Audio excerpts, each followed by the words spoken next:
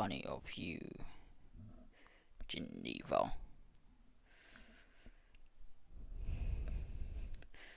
using my official title of the researcher as somebody to do your own little files for you to listen to.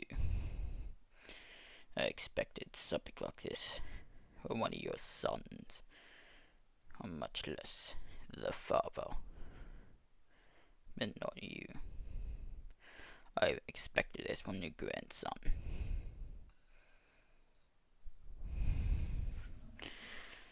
But I do my job, and I will do this for you. But I do expect to be paid back in some form for this. We'll start with the most notable member of your little group.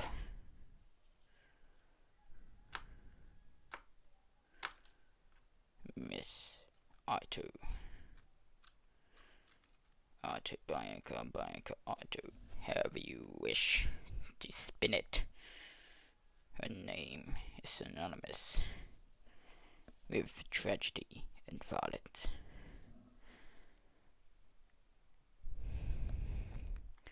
Hard to believe she was the one to do what she did. But you asked me to only go up to a certain point in her life. Unfortunately, of the 15 years you wish for me to recover for this little audible recording, nearly just under 8 of them are available to us. The other 7, well, I find it strange how she wishes not to speak of them. Is she ashamed that she was a rich kid for those 7 years? No matter. I have all the information I need to do this little bio-audio file thing for you. This is not something I normally do.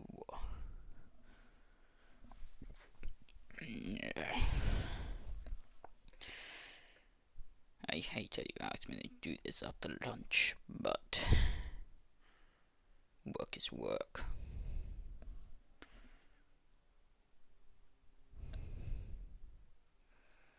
Interesting. Well then, let's begin with what information we do know. Bianca Ito was born to Ito Taro and Ito Miura in Tokyo, Japan. I'm not entirely sure which hospital she was born in, but I do know one thing. She was quite fond of where she lived. She always enjoyed Tokyo. Even in her adult life, she regularly visited. But we're not here to talk about her adult life. We're here to talk about her childhood. Even though it's not much of a childhood. She was 8. It was her birthday. Shortly after going to bed, members of a rogue branch of the Russian mafia arrived at her family's estate, and in a desperate plea to save her daughter, Mira came running to Bianca's room. But before she could get Bianca out of there. Remember the Russian mafia who walked in, killed Mira, and well, traumatized Misato to the point where she would never trust Russians.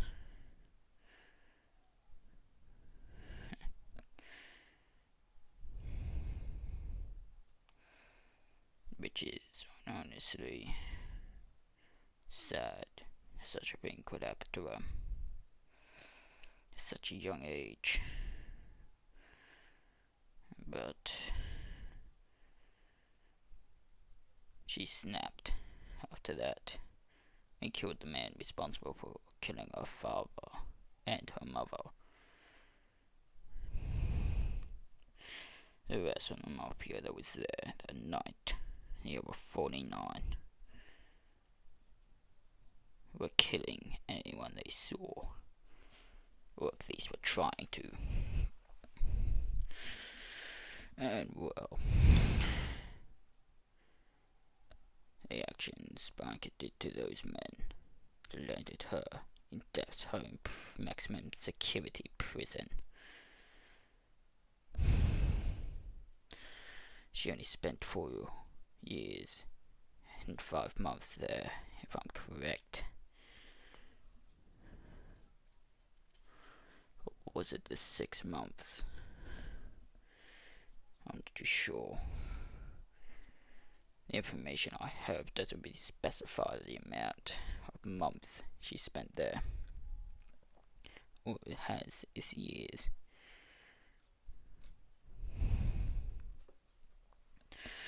But regardless, during those years, she had an official and quite possibly fake report on killing 270 men and women, prisoners and staff.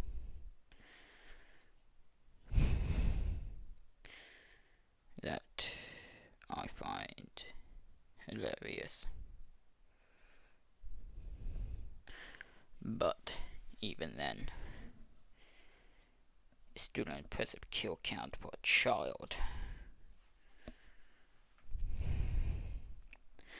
Makes people think, is she not human? And if she is she an experiment gone wrong? I know the truth, but because it's not relevant to this, it's gonna remain unspoken. Regardless of this, Bianca was approached shortly after she turned 12 to join the illegals program. During that program, she was known as Bushido and was the most feared and hated member. But even then, people loved her. She struck up a friendship with some of her fellow illegals, and even some of the enemy mercenary team known as the Black Stars.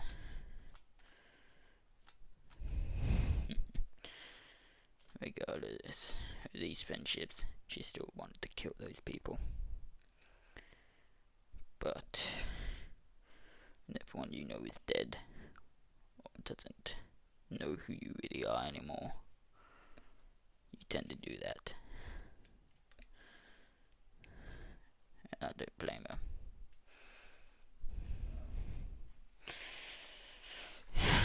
On official record,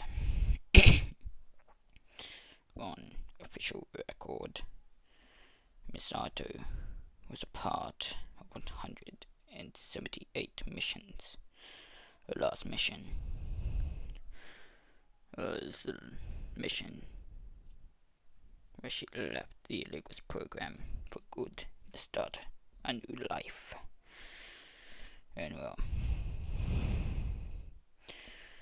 I believe the architect is the one in charge of writing about these adventures. about people I have to do these bios on.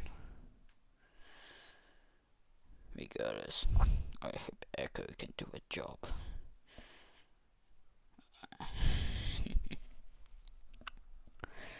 She might be dating the most powerful being I've ever seen.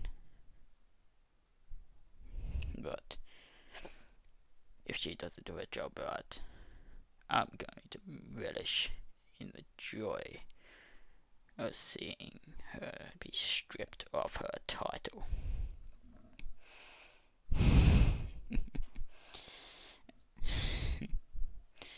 Well then, Bianca Ito's time is Bushido. Like any wild flame, will eventually be snuffed out.